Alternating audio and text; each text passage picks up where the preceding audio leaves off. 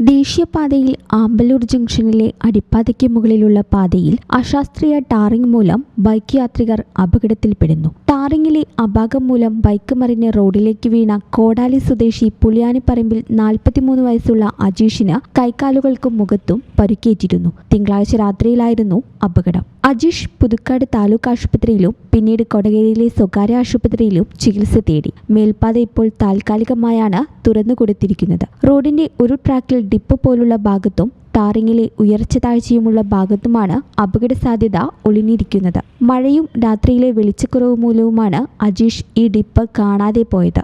മേൽപ്പാതയുടെ നിർമ്മാണം ഉടൻ പൂർത്തിയാക്കണമെന്നാണ് യാത്രക്കാരുടെ ആവശ്യം.